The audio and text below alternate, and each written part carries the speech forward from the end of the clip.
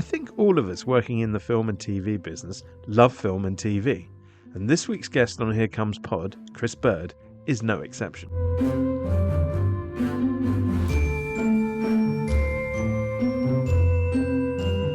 Encompassing production, distribution, marketing, and the cutting edge of digital distribution of entertainment content, Chris has seen every side of the business, in a career that includes stints at Momentum Pictures, Love Film, and Amazon Prime Video, where he rose to become the head of the UK service.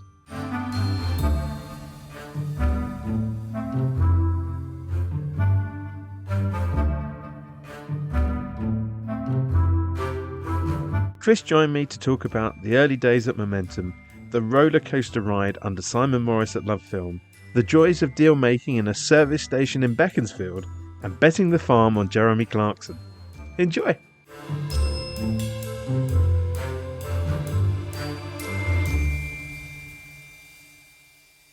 Hi Chris, welcome to the podcast. Hi Danny, thanks so much for having me. It's a real pleasure to be here. Real honour to join you. You've had such prestigious guests on here before, so I'm really excited. Okay, great. Well, it's nice that you're a listener as well as a guest, and I'm sure you're going to fit perfectly in with the pantheon of people that have been on Here Comes Pod. But I always like to start, as I'm sure you know, with a fun question to get the creative juices flowing. And for you, my question is, you've worked with some inspiring executives and leaders. If you were putting a board of directors together for a new media venture, which three of those executives would you choose to be on that board? Oh, wow. That's a really tough question and difficult to pick just three. You know, if we assume Jeff's not available and probably doesn't need the money, I'd go with a Brit first off. I'd go with Simon Morris, my old Love Film mentor, although probably be hard to get him. He's on about 50 boards already. But Simon's got this amazing combination of creativity and entrepreneurial commercial acumen. So I would definitely have him. I picked someone from Amazon, Brad Beal, my former boss, the VP of content. He's been at Amazon as long as I was there. He's done everything there. One of the most intelligent people I've ever met, an unbelievable critical thinker and problem solver. So I'd love to be involved with him further. Another Brit, Sophie Turner-Lang, my chair from the National Film and Television School, background in the media space from Sky to Shine, the charity work she's done. She's an inspirational leader. When chairing the board at NFTS, everybody sits down and listens to her. So that's three, but God, I could have picked so many more than that. David Cossey, who's absolute genius from Momentum.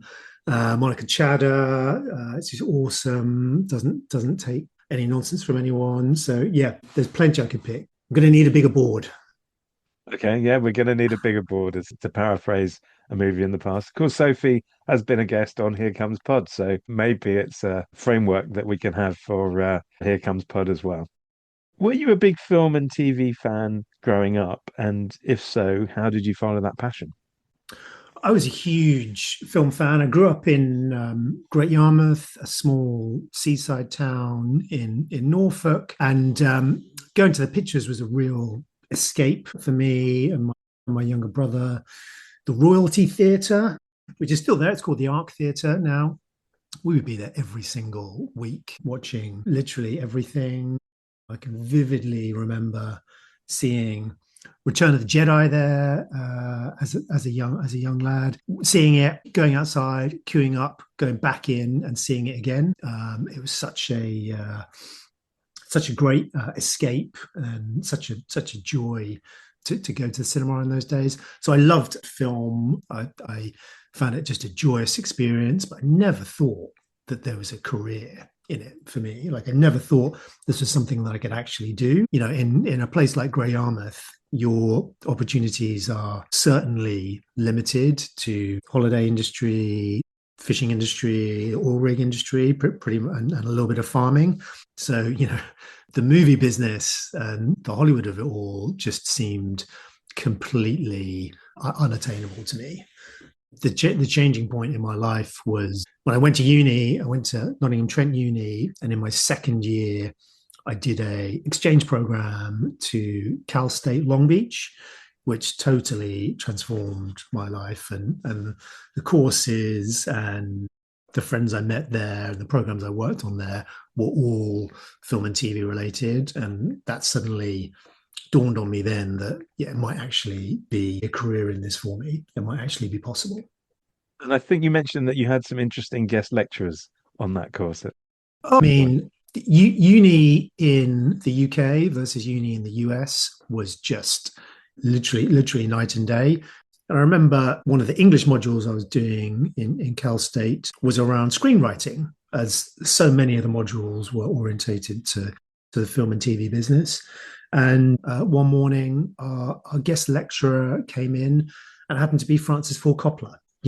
Obviously, a huge name in the TV business, in the film business, and just impossible to not be mesmerized and excited by listening to somebody like that in the flesh. That sounds fascinating. It now, of course, explains why over the years you've been able to make many offers that people can't refuse. In uh, in 1999, you found yourself at Alliance Atlantis, which became Momentum Pictures. To what extent did that early experience and other early jobs in the film business lay the foundations for your future career in terms of skills you developed and also the people that you met? Well, I came out of uni thinking I wanted to work in production, behind the camera, and on set. I worked as assistant director on two indie feature films in the first year that I came out of uni. But just the transient freelance nature of the film business at the time, I could not make work. I needed a regular job with regular income, and I got introduced to the very small team at Alliance Atlantis who were looking for an office runner, and I thought this is a great kind of foothold on a growing business. Alliance Atlantis quickly became Momentum Pictures. David Cossey came in, who'd run Polygram and Universal previously, and just brought this huge ambition to this small, underdog British distributor. And the people at Momentum were all just superb operators, great thinkers, like a wonderful team to be around. And I'm still friends with so many of them today. Alex Hamilton, who's gone on to run E1 and now runs Studio Canal. Andy Lation, who's running the Film Distributors Association. Peter Dutton and Michael Lee, who had a really successful business, have a really successful business at the movie partnership. Yeah, many great people who were at the top of their game and were entrepreneurial and disruptive and wanted to deliver a successful business. So it was a great time to be there, a great time to learn, a great time to innovate, and we were very fortunate that we were very successful during that time. In 2004, you were employee number 4 at DVD rental business Love Film. As you recently wrote, there was no such thing as streaming. Sky Yeah. dominated pay TV, and Netflix was still posting DVDs at this point. Yep. So, what was the vision that Simon Morris painted when he hired you? Well, Simon is a wonderfully charismatic and persuasive person, as you know. And when I first met him, he said, "We're starting up this DVD rental business, and we need somebody who knows about DVDs and DVD marketing." And I said to him, "I think DVD rental is going down the pan. Like all of the studios are leaning into DVD retail. You can buy new release movies, $9.99 on a Friday night in a Tesco's on your way home from work. Rental is going to become a thing of the past. The future is going to be how you harness the internet to deliver content digitally over the web. And he said to me, yeah, we've got all that. We know how to do that. Like the business is going to evolve into a digital distributor. And I said, great, that sounds really exciting. I'll definitely join you on that journey. And it wasn't until I actually got there that I realized that was a complete lie. And he had absolutely no idea how to do any of those things as yet. But he had the ambition and the charisma and the scrappy underdog, solve this problem nature to go out there and actually make it a success. So the first year or two of LoveFilm just went as a complete blur. Everybody doing a little bit of everything, working on the brand of the business, working on our consumer marketing, working on our product offer, working on customer acquisition and growth. And certainly everything did not run smoothly, but we made everything work well enough to actually have a growing business that customers loved, the investment community started to take interest in, and studios started to support. So again, that was it was a great time of being this kind of, again, scrappy underdog that takes on the establishment. We were taking on Blockbuster and High Street DVD rental at the time, and trying to beat them with new technological innovation and brand values. You mentioned the studios. Studio distribution historically was set up on a window basis with separate teams for theatrical, DVD, Blu-ray, and TV distribution. So as electronic delivery of movies direct to the home became technologically more possible to fulfill that vision that you talked about, how did LoveFilm try to move into digital distribution? And how was the experience of dealing with a new set of contacts at the studios? Well, early on in the days of LoveFilm, you could rent out any DVD if you owned it. The rules were quite simple. If you own something, you could do what you like with it. So we were able to build up a very deep catalog of content very quickly, simply by buying stock and then listing that stock on the website. It was really as simple as that. We had a warehouse in Harlow full of DVDs, and I remember vividly one time in the early days of LoveFilm seeing customers add movies to their rental lists, and if we didn't own that movie, we'd have to go out and buy it straight away. And it was either ordering the DVD from a studio or simply going out to the shop and buying it. And in the very early days, much of our stock came from secondhand disc purchasing, sometimes even from Blockbuster. I remember, a customer adding RoboCop to their list, and our system saying, we don't have any copies of RoboCop. And somebody just went out to Blockbuster and bought a copy of RoboCop for 99p from the ex-rental bin. And that then went into our catalog and was mailed out to that customer. So the business was simple and an operational one. And as we grew and evolved into becoming a streaming platform, the management of the rights of that content changed massively. We had to move from a first-party ownership model where you buy something and you can do what you like to it to a license model. And the studios on the home entertainment side, mostly the DVD side, really liked LoveFilm's business because it was supporting a declining DVD rental space and in many ways keeping customers still interested in DVDs. But as we moved to digital licensing, we then moved over to the TV teams. Many of those TV teams already had pre-existing relationships with other broadcasters, and there wasn't really a lot of space for us. So we had to work with the studios, sometimes reluctantly on their part, to build new windows, to build new licensing models, and to build new distribution spaces. And that was, again, a time of innovation and disruption, not always an easy one. So in 2010, Amazon bought LoveFilm.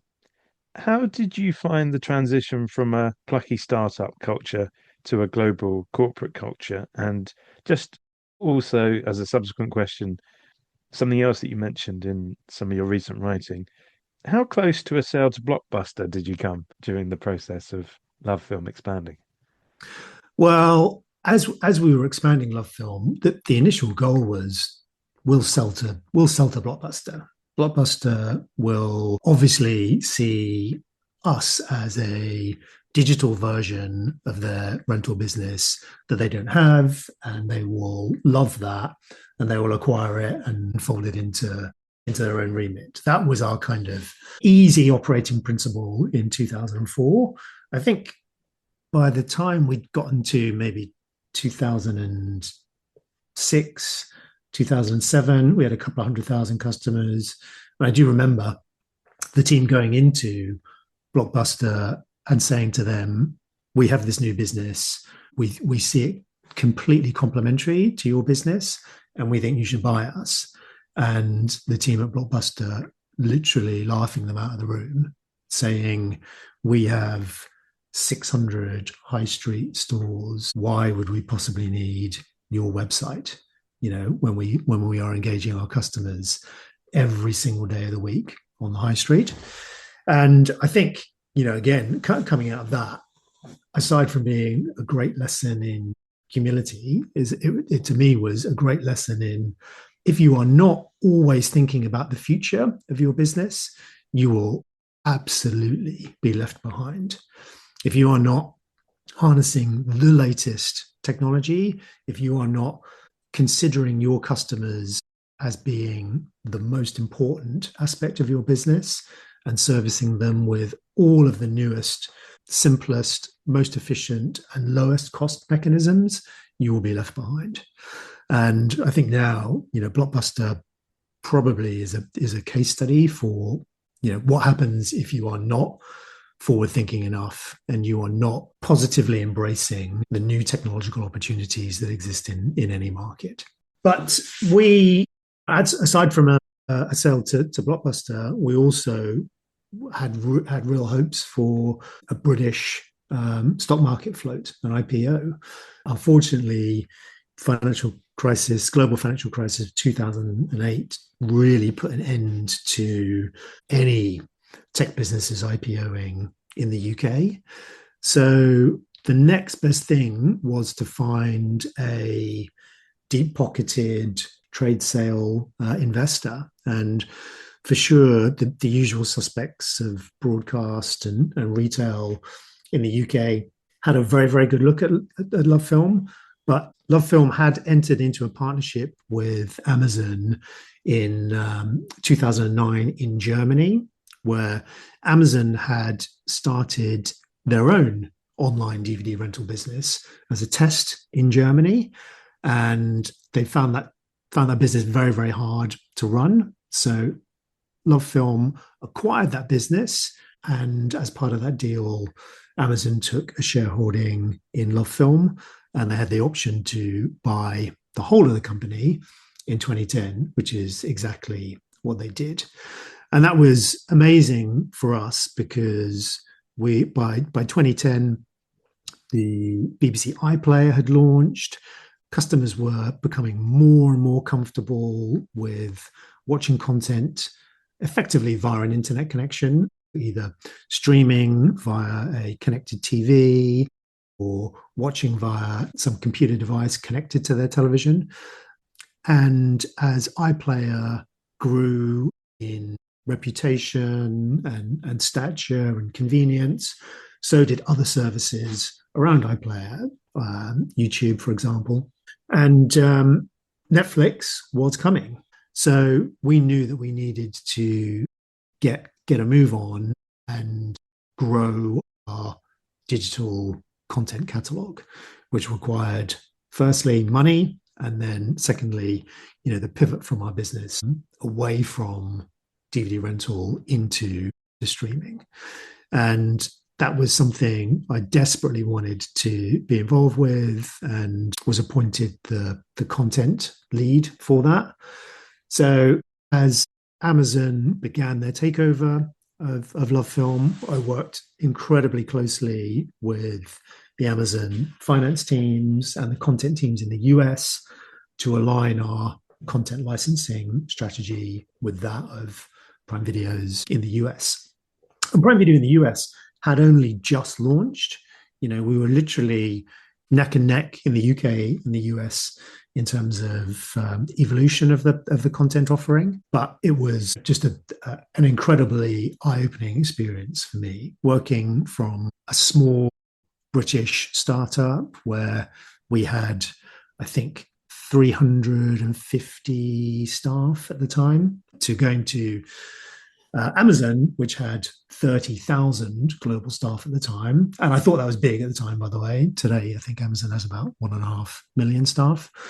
But moving to such a big corporate entity, you would expect it to be hugely jarring and different. It actually wasn't. It actually wasn't that different. And I think that was down to the ethos of the way Love Film and Amazon both shared their core business principles. Both Amazon and Love Film cared deeply, first and foremost, about the customer experience. Both businesses were really, really customer obsessed. Both businesses cared about offering the best possible range, value, and convenience of offering in terms of content catalog size and efficiency of service. And both businesses really cared about price. We wanted to be the lowest price and offer the customer the best possible value.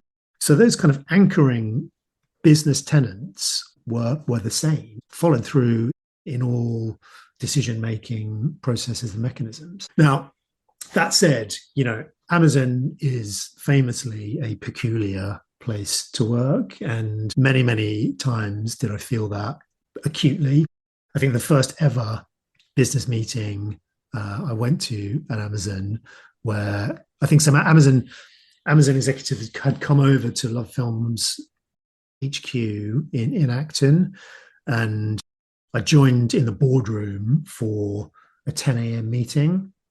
Walked into the boardroom, there's like 10 other people sat in silence, just staring at their laptop screens. And I walk in, sit down at the table, no one says anything, no one looks up, everyone's just staring at their screen. I open my laptop just to try and fit in, sit there, like 10 minutes goes past, 15 minutes goes past, and then the person who's organizing the meeting says, now that we've all read the documents that I've sent around, let's start the discussion. Who wants to share their comments first? And I realized that in Amazon culture, when you go into a meeting, somebody will share the meeting document and you will sit for the first 15 minutes in silence and read that document. I've been, I think, staring at a blank screen for that past quarter of an hour and was totally, inequipped to contribute to that meeting at all. But it totally taught me that's how Amazon runs things. And when I look back at it now, it's a great way of running a meeting. You don't expect people to pre-read documents. You don't expect people to pre-research topics or come with a perspective. You provide everything that they need to know in a document that is super, super dense and concise and can be read in 15 minutes. And then after that 15 minutes, you start the discussion and the debate. And at the end of that meeting, you come away with a decision.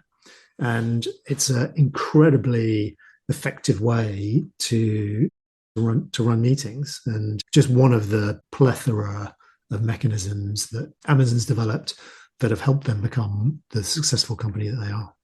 So talking about your particular contribution to the growth of the business, Pay One Movies was obviously going to be a big part of that. And suddenly you found yourself in competition with the behemoth incumbent Sky and the new digital competitor and soon to be behemoth Netflix. So, how did you go about securing those deals to support this new Prime Video first pay movie service?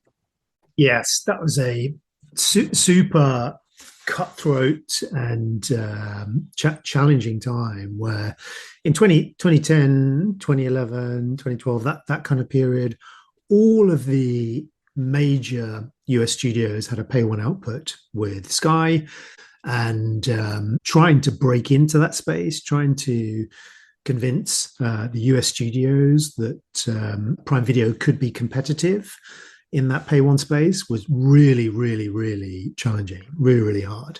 So outside of the major studios, the next best offering was the UK indie space. And the four biggest players in that space were Momentum Pictures, Lionsgate, Studio Canal, and E1. And suddenly, those businesses, which previously hadn't had output deals with Sky or any broadcast network, found themselves very, very much in demand between Prime Video and Netflix. And I remember knowing all of those businesses really, really well and thinking we could get all of those deals for Prime Video and negotiating at the UK level with the leaders of those businesses. So there's guys like Ziggy at Lionsgate, Xavier Marchand was at Momentum at the time, Rob Smith was Studio Canal, and Alex Hamilton was at E1. All of those guys were supportive of Love Film previously and very much liked the idea that Prime Video, through Amazon's connection, would be an outlet for their pay content in the future. And I thought I could do deals with all of those guys and pretty much had heads of terms with all of them. And then Netflix in the US started calling their US parent entities.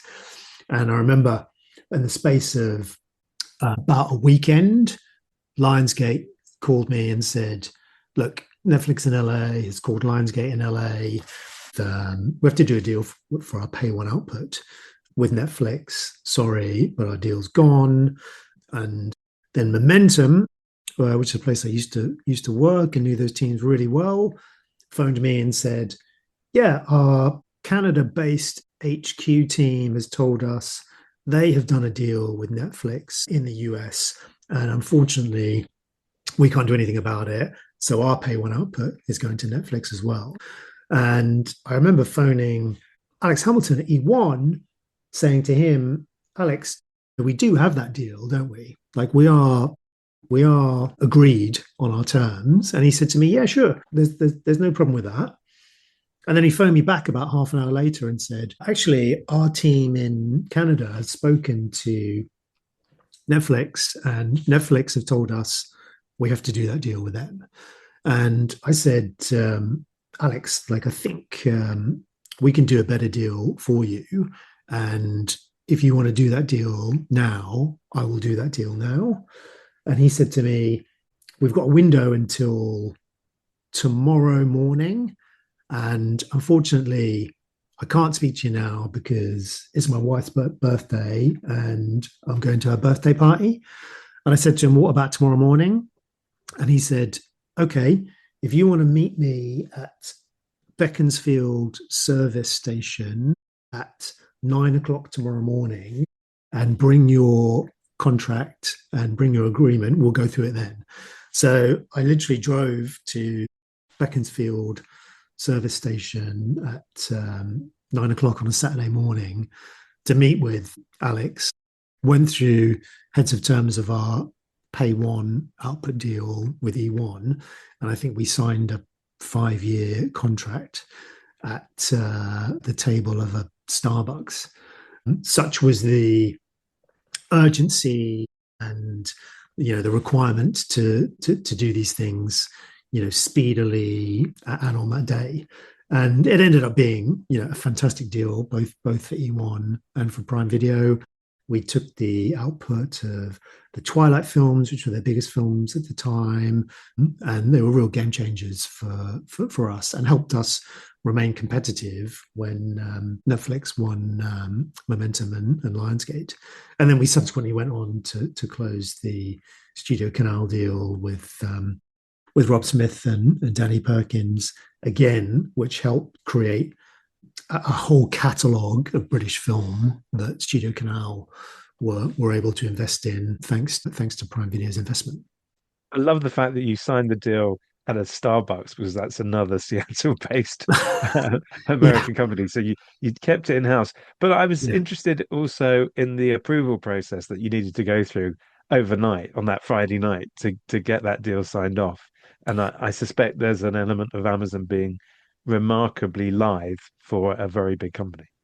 Well, again, at that time, early in our evolution, the approval process was an email going to a series of VPs and then essentially to Bezos. And I remember my boss at the time saying on that Friday night, just write up everything, explain the urgency, explain the opportunity, explain the risk, go through the costs, and send it to me, and then I will send it to the S team and ask Jeff to respond tonight. And I remember vividly writing that email, sending it. I remember it going around to the S team and some of the S team saying, really? Like, you're really asking us to approve this significant amount of spend for like a multi-year deal on the basis of an email? And I remember Bezos coming back saying, like, this is unconventional, but I totally get it. I totally get that the team is in a hugely competitive situation and we have to make decisions fast. And we have all of the information we need to make this decision. And we're forward investing in the future of Prime Video in the UK. This is the right thing to do. Let's do it and get on with it. And that was that. We did it and got on with it. And it turned out to be, one of the defining deals, I think, of Prime Video. How did the UK approach differ from the US approach in developing and producing TV? And specifically, how did a UK TV presenter called Jeremy Clarkson end up playing such a big role in the UK service? Well, in the early days of Amazon Studios creating TV, there was that kind of HBO, kind of Netflix mandate of we wanted to create scripted, dramatic television that was bingeable, was returnable, and could star A-list Hollywood talent. And really, that was exactly what Netflix were doing at the time. So House of Cards being the really big needle mover for Netflix.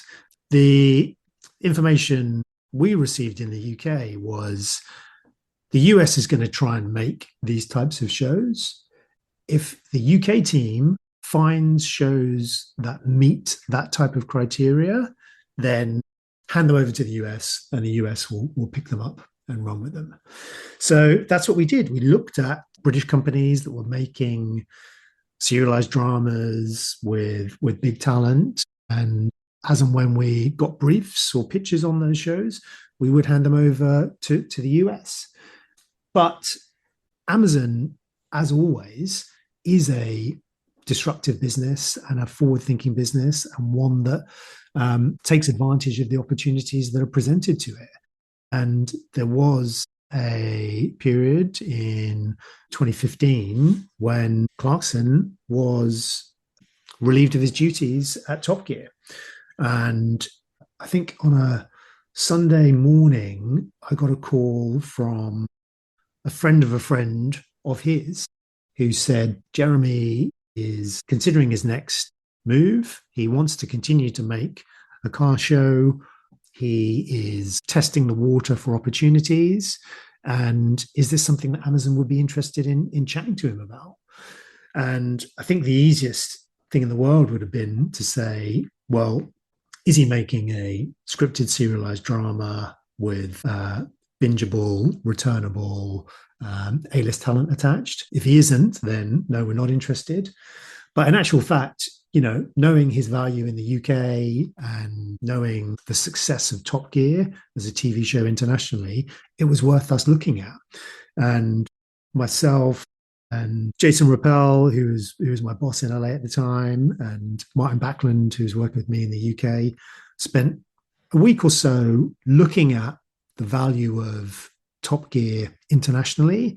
I remember we looked at the BBC Worldwide annual reports, which stated, I think they were, back in those days, they were making something like $70 million a year out of international licensing from Top Gear. And it was absolutely astronomically successful in territories that Amazon were forward investing in. So Top Gear is super successful in India, in Australia, in Canada, and in parts of Latin America, territories which Prime Video wanted to be successful in the future. So we thought, well, that's interesting. Maybe there could be something in this if we can pull together a business model that says we could make the next version of Top Gear with Clarkson, with Hammond, with May, with Andy Willman, and make that an Amazon original in the territories that we really care about. So we wrote up a business case, took it to the SVPs of the business in Seattle.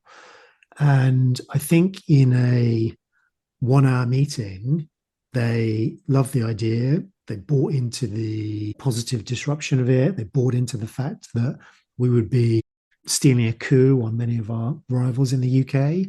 And they bought into the fact that this would be a show that would work in many other territories around the world. And in that 1-hour meeting, we came away with approval, I think, to secure a 5-year deal with Clarkson, Hammond and May. And it was something that absolutely nobody expected us to do.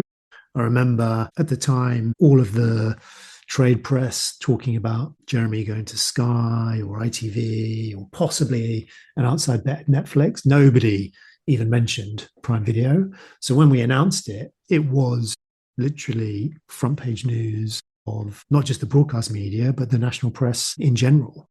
And it really, put Prime Video on the map as a service. And when the show launched in 2016, the success it brought to the Prime Video was, beyond our expectations.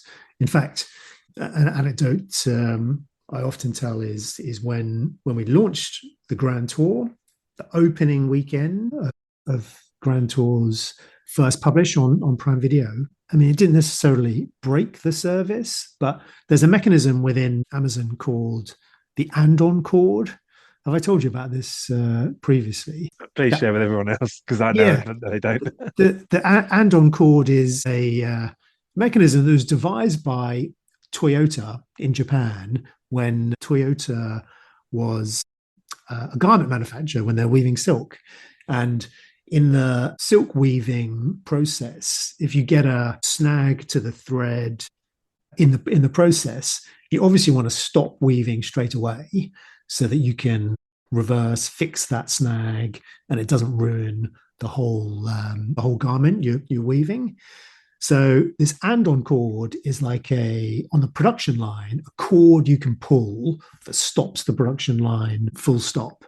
And it's a mechanism Amazon has adopted in e-commerce, where if something appears to be wrong, then any member of the team or any operating system can activate this andon cord, which effectively raises the flag to say something is going wrong in this business that requires urgent attention to fix. The opening weekend of launching the Grand Tour, I was getting on my phone like every 20 minutes an andon cord notification to say something was going wrong in our sign-up funnel. And the thing that was going wrong was that it was too many customers trying to sign up and watch the show. The safety system within our within our business was activating an alert to say, is this right? In fact, it shouldn't be right based on past performance. We shouldn't be seeing this many customers signing up to the service and watching the show. So that was a great safety warning note to see, and something that gave all of our teams like tons and tons of pride and excitement, because we knew we really, really had a hit show on our hands. Then can you talk about Clarkson's Farm and maybe comparisons with the Grand Tour? Because obviously that's an evolution with Jeremy Clarkson, and it's a little bit of a left field idea to have a show about him launching a farm. Yeah, and something that, again, 100% his work, 100% his idea and his creativity. The Grand Tour ran very, very successfully for us for many, many years, and just finished in 2014, but finished primarily because Jeremy and Richard and James just found that the toll of making a car show, traveling the world, getting in and out of these sports cars and traversing all of this rough territory, actually, like, physically very, very hard and demanding on them. So the end of the era for those three guys making the car show was kind of apparent to us in around about 2020. But Jeremy desperately wanted to do something else, and he just bought this farm and moved into this farm. And initially, when he said, I want to make a show where I document the first year of me trying to run my own farm, I think it's fair to say there was not a ton of excitement within the creative teams at Amazon. I think they had hoped that he would come up with something different, a little bit more exciting, a bit more possibly involving aircraft or jet skis or spaceships or something a little bit more in his wheelhouse. He desperately wanted to do it and felt like it would make a brilliant show. And I think in those situations, when you have somebody of his background and competency, you kind of just say, well, we'll get out of the way and we'll let you do it. And that's what we did. And the first season was absolutely brilliant. To say it kind of captured the nation's hearts and minds is an understatement.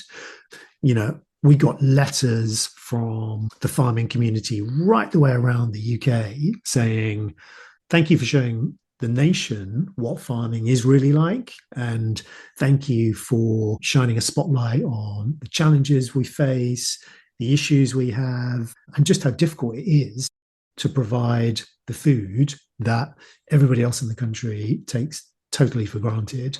People said to me, Clarkson's Farm has done more for the farming and rural communities in 1 year than Country Files done on BBC in 50 years.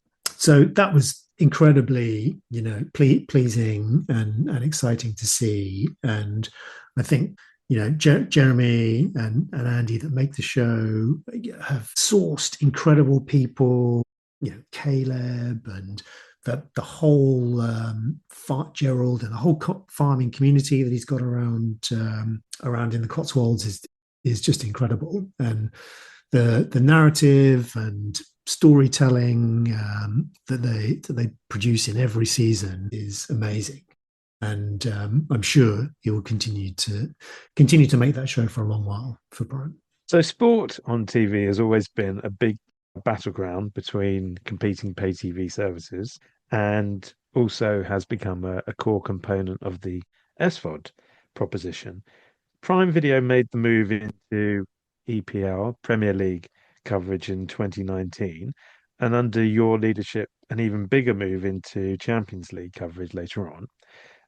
Amazon has been a massive investor in sports in the US. Did it make it easier to make the case for investing in sports rights in the UK and Europe because the model had been proven in the US? Definitely, the model had been very, very successful in the US. And the investment in Thursday night football is well documented to been massive. So I certainly think that helped. And I think the development of the technology to be able to deliver live broadcasts and to deliver them incredibly well to the quality and performance nature that you would expect from any other broadcast was super important. So knowing that was a skill that we had and an option for us was incredibly helpful. Looking at the right structure, the Premier League wanted to experiment with licensing some rights to a streamer, and they came up with a interesting package, which was all of the games on the traditional Boxing Day weekend and all of the games that will be played on a weekend in November or December. And that was interesting because in any event where you get all of the selection over a period of time, you can market that as a point of difference or a destination. If you know that you will have all Premier League games on a Boxing Day, you can go and actually make a campaign around that to drive customers to your service on Boxing Day. That's much easier than just having random games through the season at an indeterminate point. So that became interesting to us, and it was something we felt we could build a programmatic campaign around. And this, as you mentioned, was already successful in the US with Thursday Night Football. We'd built a destination for Thursdays being the night for Prime Video's football matches. So applying the same componentry to our programming and marketing meant that we felt we could build a destination out of this. And the first couple of years, our engagement was modest, but it grew. And as customers understood year over year, yes, we will have a range of matches. We will have all of the matches. And wherever possible, we will schedule those matches to not be overlapping or broadcasting at the same time. So you'll actually be able to watch, as many as 3 or 4 games in one day due to the scheduling. Then that becomes a destination for fans of all Premier League football. And that was super successful. And I think we would have carried on with that structure of licensing had the Premier League intended to keep it that way. The Premier League changed the way they offer packages for licensing each round, and in the last round that package was no longer available. So we looked at alternatives and pivoted towards Champions League. And Champions League had created a package where, under the new format of the Champions League, games were exclusively available on set days of the week. And on a Tuesday, there was a top pick match available, which we bid on and won, again, with the idea that we could create a marketable, programmable event on a Tuesday where fans of Champions League football would know, or Tuesday, Prime Video have a match. I'll tune in and watch that. We wouldn't know in advance, or particularly far in advance, which teams would be playing on that Tuesday, but we knew that we would have a marketable event on that Tuesday, which we could program content around. And sports documentaries have also become extremely popular on all platforms, including Prime Video. What makes a successful sports documentary film or series, do you think? Well, we've made a lot of them, and I think it always comes down to the talent and the talent's involvement. If the sports documentary is focused around a particular individual, I mean, we did a film called Resurfacing with Andy Murray when he was coming back from his hip replacement operation, and we did more recently a film with Ronnie O'Sullivan called The Edge of Everything, where we were following him around for a season and covering many of the issues he had with being a professional super player on tour. In those instances, it really comes down to how engaged is the talent, how much do they want to tell this story, how important is it for them to share to their audience their perspectives and their visions on this whatever issue they're going through, and how willing are they to go out and support promotion and marketing for that film. If they are and they're keen for it, then you will, so long as you have a great production company and you spend the right money in the right amount of time, you'll have a great film. If you have, and we've had this on a few occasions as well, just a kind of lukewarm interest from the talent who perhaps would like the money from making a film or a series, but won't necessarily want to really lean in with hours of video interviews and have film crews follow them around when they're really, really struggling. If you don't have that, then you won't necessarily get a great film. So I do think it is the commitment and the engagement of the talent themselves that is really the defining factor on all of these films. Subscriber acquisition and engagement leading to customer retention and upselling of services are the key pillars in all forms of paid for services, including SVOD. Can you share thoughts on the kind of content and customer messaging that drives these different components of an SVOD service? Well, I think that really depends on the maturity of the service, the territory that they're in, and the commercial model of that service. But the more programmatized you can deliver content in line with those goals, obviously the more successful you're going to be. So, for example, in a growth market, if your primary goal is new customer acquisition, then providing exclusive, distinctive, and highly differentiated content is the most important thing you can do. And if you dial back to 2016, 2017, when Prime Video launched the Grand Tour, that's exactly that model.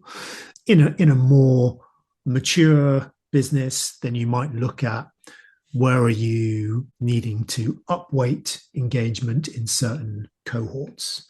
For example, if you felt like you were underserving a younger adult audience, orientating your content to be more attractive and interesting to that younger adult audience is perhaps the more valuable thing to do.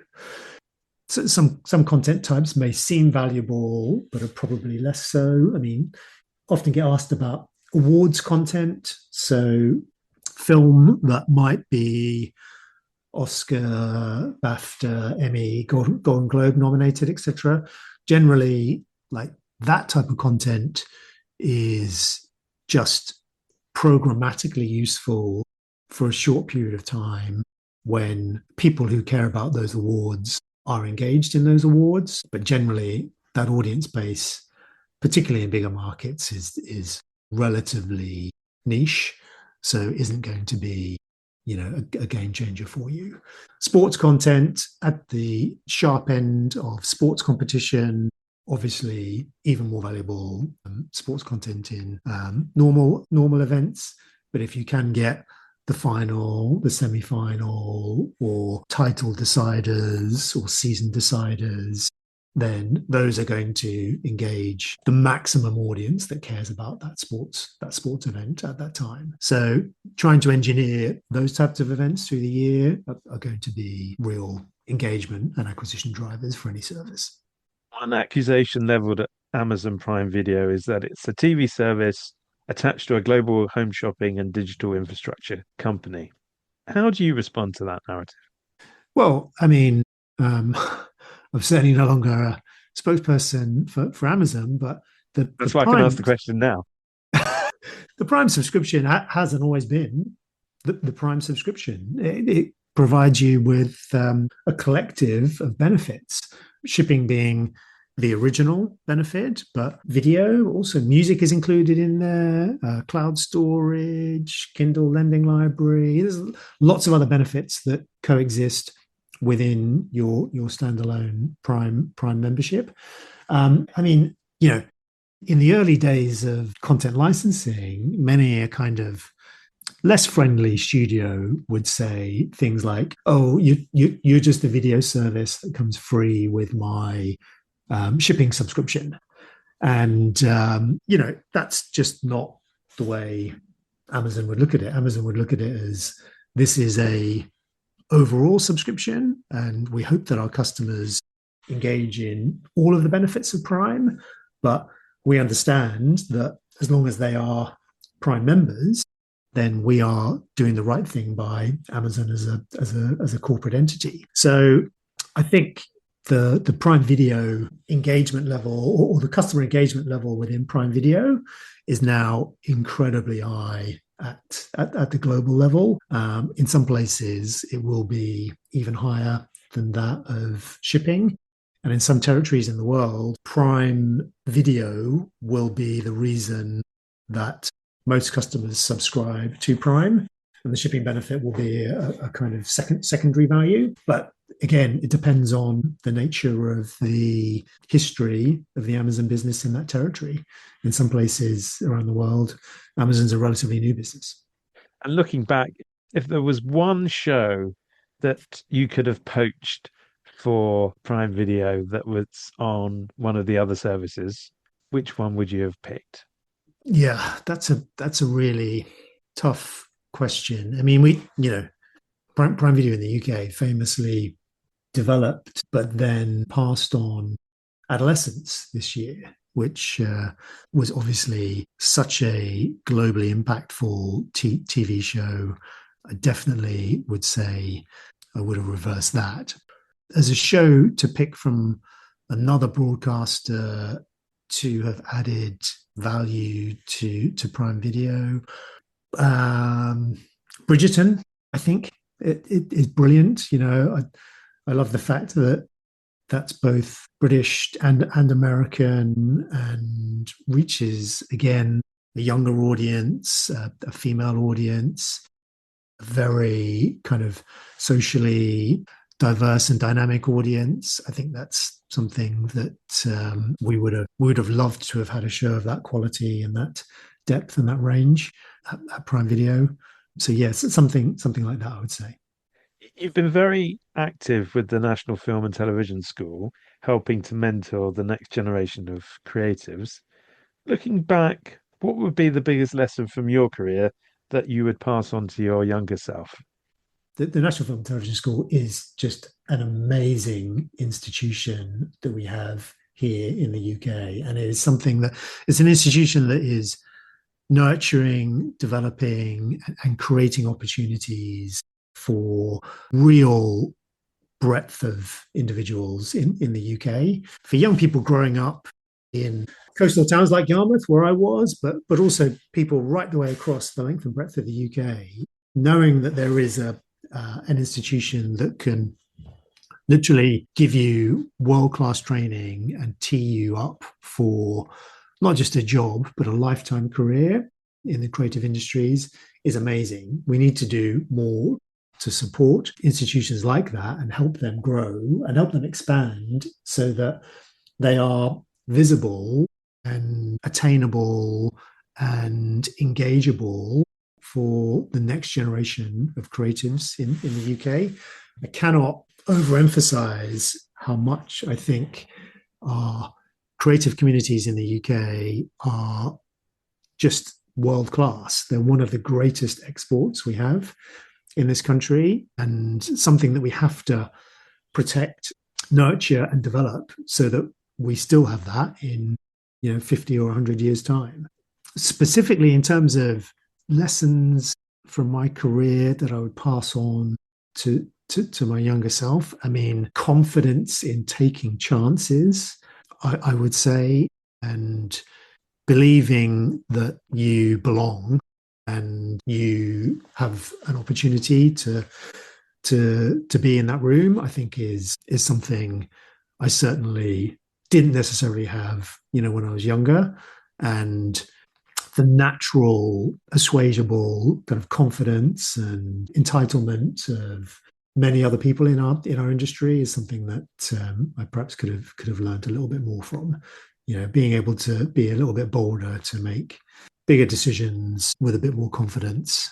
I would encourage anybody who's early on in their career to just be bold, be confident, and ask for your ideas and your thoughts to be listened to. So what's next for Chris Bird? Well, maybe I will come back on and give you the scoop of my new business when that is ready to announce. But I'm working on a new media enterprise for 2026. I think the convergence of content creation and data analysis, evaluation, and metric performance is a really, really interesting idea. And I'm looking to set up a business that will help create content based on that data analysis and metric evaluation for digital services in the future. But I'm super passionate about helping British content creators get their stories told and get their film, their TV, their social media content produced, distributed, and commercialized. And I very much hope that the new business will do that. That sounds very exciting. Finally, if you were asked to go back to your roots and schedule the Great Yarmouth Film and TV Festival, which three films or TV series that you were involved in during your career would you choose for the program? Oh God, it is hard. I mean, I will say there's a couple that really stick in my mind. When I finished uni in Nottingham, went again in my first real job at Momentum. The first film we distributed was a film from an up-and-coming Nottingham-based director called Shane Meadows. And the movie was Room for Romeo Brass. And it was the feature film debut of Paddy Considine and Vicky McClure.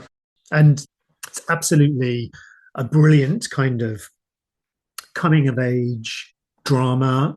It is exceptional performances, particularly from Paddy Considine. And it's an incredibly moving and an emotional film. And I was really, really excited to be able to see that film being made when I was living up in Nottingham, and then be part of a distribution company releasing it and distributing it when I was at Momentum. So I love that film. I think Shane Meadows is an absolute genius. We don't see enough of his films, but I would definitely put Room for Romeo Brass in there. I would put, again, just going back to that time when we're trying to do innovative, disruptive thing in the kind of early days of Prime Video's digital expansion. When we first cut our Pay One deal with Studio Canal, and Studio Canal, as part of the terms of that deal, we effectively paid a special licensing right for a certain subset of British film, and in turn for that, we would get a production credit on that film.